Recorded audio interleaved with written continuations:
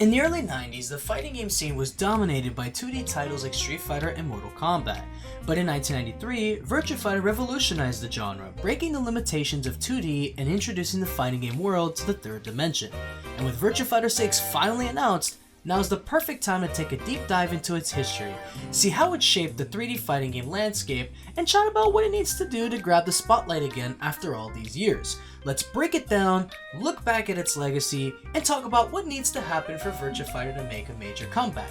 Please note, this is just a discussion on the things I believe need to be done in order for Virtua Fighter to be popularized again along the likes of Tekken and Street Fighter. So please take the things I discuss in the video with a grain of salt.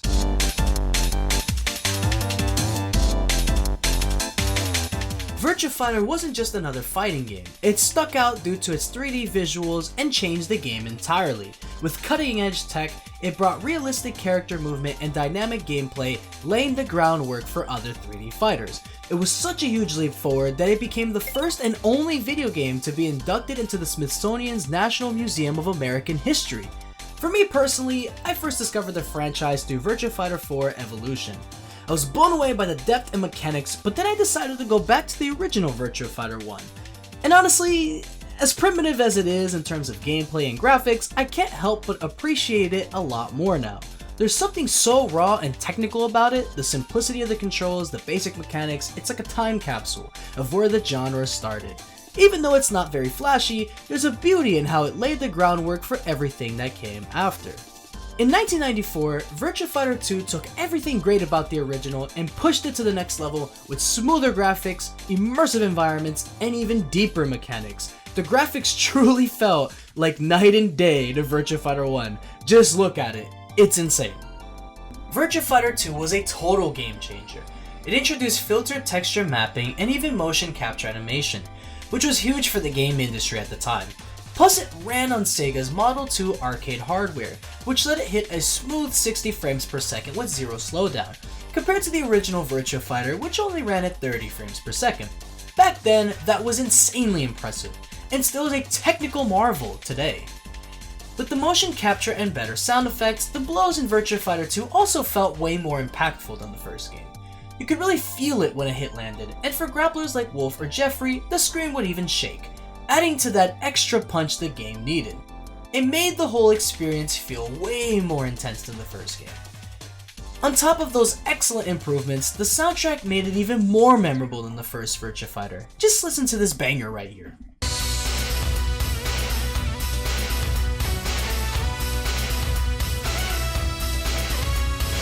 Or if that didn't convince you, how about this banger?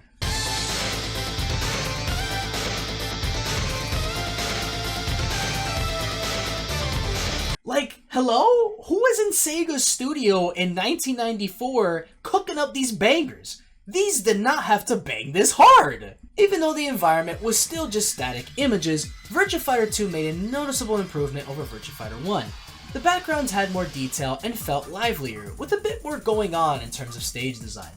That said, they still weren't too complex, they were essentially just PNGs or background images, but they added a lot more character and atmosphere compared to the very basic stages of the original. With the massive leaps in technology, another game franchise rose from the ashes at around the same time. One you guys may know as Tekken, which debuted in 1994, quickly became a major competitor. A fun fact about this is some developers and designers of Virtua Fighter 1, like I hope I don't butcher his name, Saiichi Ishii, who was Virtua Fighter's designer when he used to work for Sega. In my opinion, one of the major reasons Tekken took off was its super accessible control scheme. Each button was mapped to a specific limb: right punch on button 1, left punch on button 2, left kick on button 3, and right kick on button 4. It made it easy for new players to just jump in and start playing, and have fun immediately. Then there's the crazy character designs in Tekken that really helped it stand out. The roster had a bit of an edgier vibe compared to Virtua Fighter's more grounded in reality approach.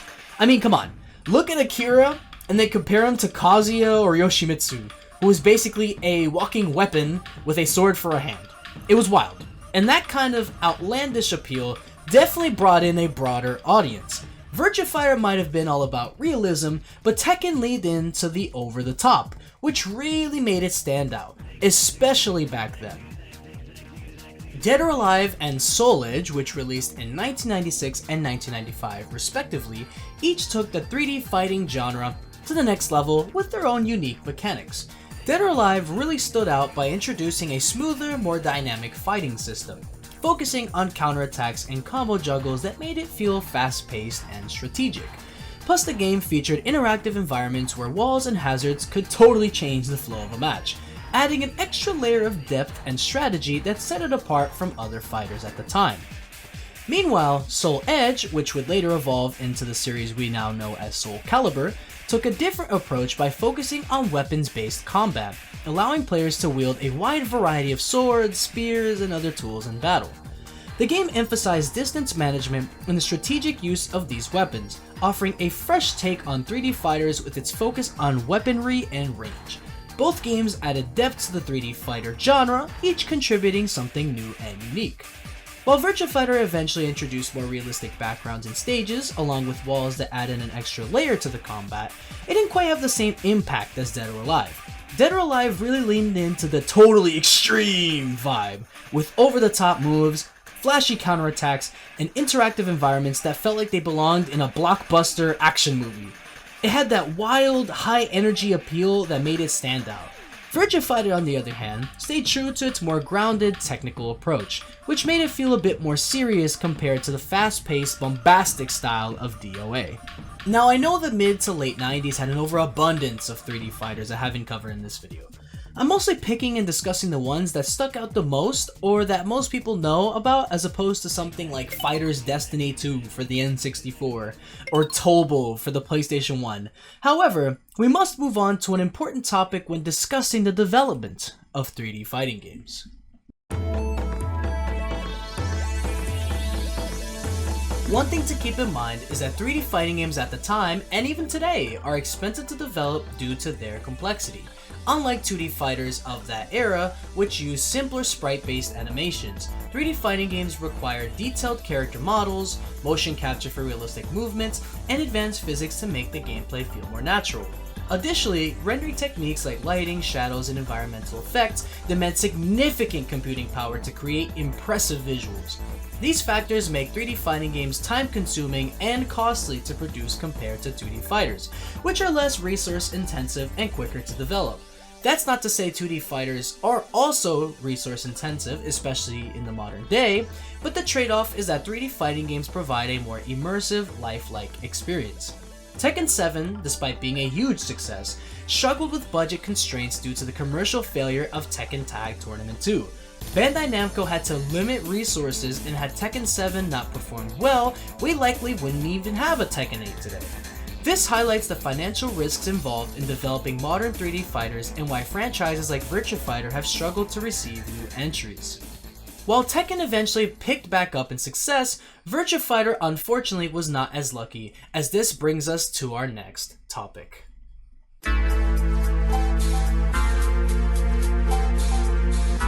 By the late 90s and early 2000s, Virtua Fighter started losing ground to flashier and more accessible fighters like Tekken, Soul Calibur, and Dead or Alive.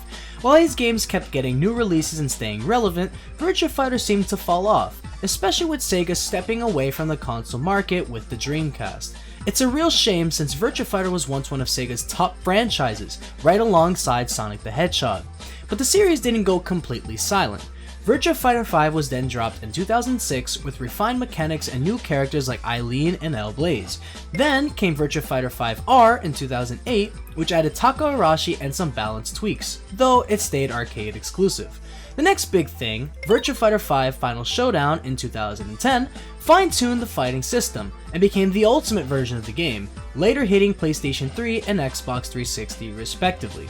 And finally, in 2021, Virtua Fighter 5 Ultimate Showdown got a modern remaster with improved visuals, bringing the game to PS4 and giving the series a bit of a revival. But the question is, can it come back full force with Virtua Fighter 6? Despite its many iterations, Virtua Fighter 5 never quite broke into the mainstream the way Tekken or Street Fighter did.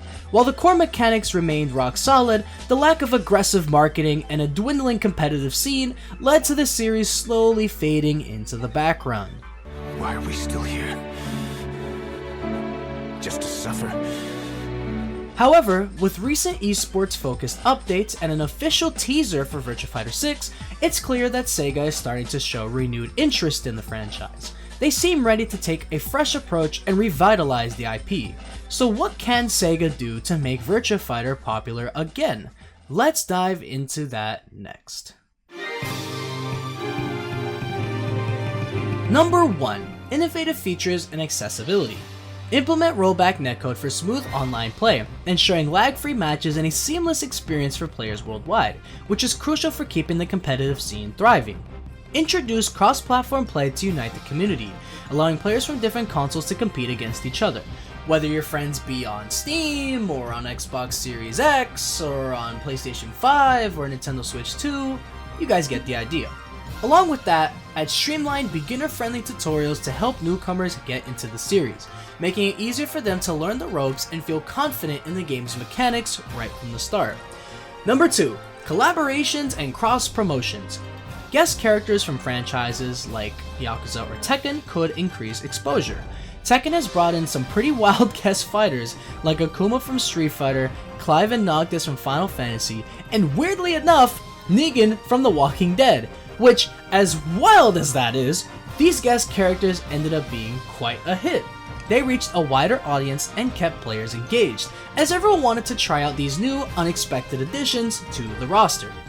Even famous Japanese game director and producer at Bandai Namco, Katsuhiro Harada, mentioned in a tweet that he'd consider having a Virtua Fighter guest character for Tekken if there was a new game coming out, and went on to state, "It's about time we had a generation of young players in the fighting game community say, 'Who's Jackie?' That's why VF needs an overwhelming new release." By the way, even Geese Howard, when we announced it as a guest, the younger gamer generation said, "Who?" And Sakurai said the same thing happened with Smash Bros. Terry. What he said here makes a lot of sense. Most people who know about Virtua Fighter either grew up with the franchise or learned about it through someone in the fighting game community who did. Which, for me, I learned about Virtua Fighter through Maximilian Dood. It's one of those series that has a legacy even if it's not always in the spotlight. Number 3. Content updates and customization. Frequent DLC updates including new characters, stages, and cosmetic options could keep the game fresh and exciting. Sega has already taken a step in the right direction with Virtua Fighter 5 Ultimate Showdown, adding Yakuza-inspired skins, which is a great move to connect with a wider audience and bring some fresh flair to the game. They also included a DLC pack that styled all the characters with Virtua Fighter 1's polygon graphics, which is a lovely nod to the original and a great way to bring some nostalgic charm back to the series. Number 4. Revamped story and single-player modes. A cinematic campaign similar to what Mortal Kombat has done could help Virtua Fighter expand its audience. By incorporating a story-driven mode with high-quality cutscenes and engaging narratives, Sega could appeal to both fighting game fans and those who enjoy a more immersive experience.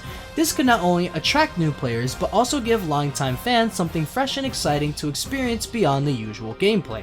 A strong, cinematic story could elevate the franchise and make it stand out in a crowded market.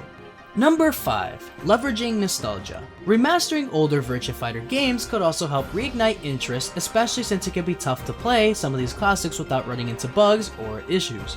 Finding and playing the original Virtua Fighter games, whether it be on the Sega Saturn or Dreamcast, can be a real challenge, because getting your hands on these older consoles can be quite a bit pricey. A modern remaster would make these games more accessible and enjoyable for everyone, offering a smoother, hassle-free experience while celebrating the franchise's roots. Plus, it could have online rollback netcode on each game, a gallery mode, and many other goodies included on other collections like the recently released Marvel vs. Capcom Fighting Collection Arcade Classics. Number 6. Appealing to content creators. Partnering with YouTubers and streamers could help Virtua Fighter regain visibility and reach a broader audience. By collaborating with influencers who already have large followings, Sega could generate excitement and buzz around the franchise, attracting both newcomers and longtime fans. Streamers could showcase the game's unique mechanics, while YouTubers could create content around its history, gameplay, and future potential. helping to bring Virtua Fighter back into the spotlight. Bandai Namco's licensing initiative, a blueprint for Virtua Fighter? Bandai Namco recently announced a strategic licensing expansion for its IPs, aiming to collaborate with more companies. 9 franchises including Tekken, Elden Ring, and Pac-Man are their primary focus for cross-promotion and merchandising. Sega could adopt a similar strategy for Virtua Fighter, partnering with external companies to create more merchandise, spin-offs, or even bring about another anime series. And yes, Virtua Fighter does indeed have, which originally ran from October 2nd, 1995 to June 27th, 1996 in Japan.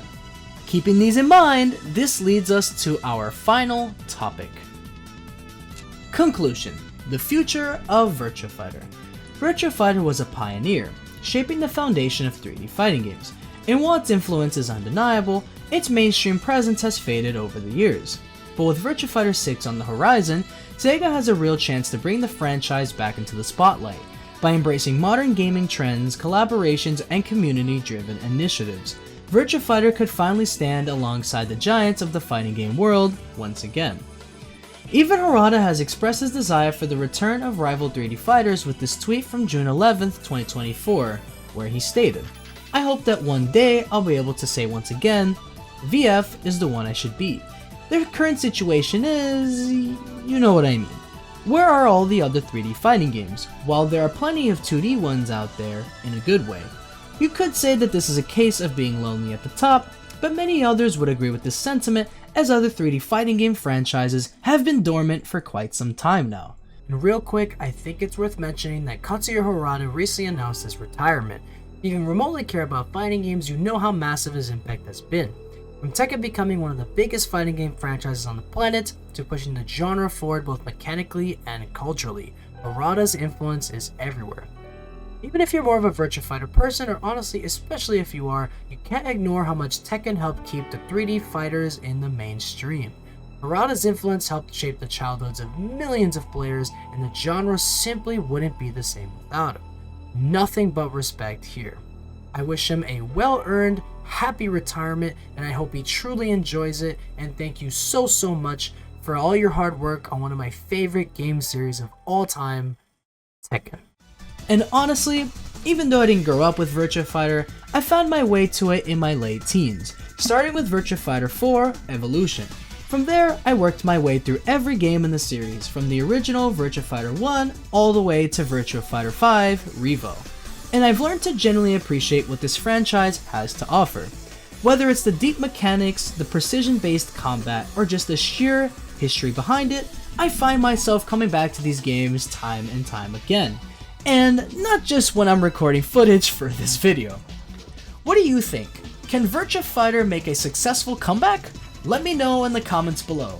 If you want to see more content in this style, let me know by liking, sharing, and subscribing to the channel. I appreciate everyone for watching, and I will see you guys in the next video. Peace out, everyone.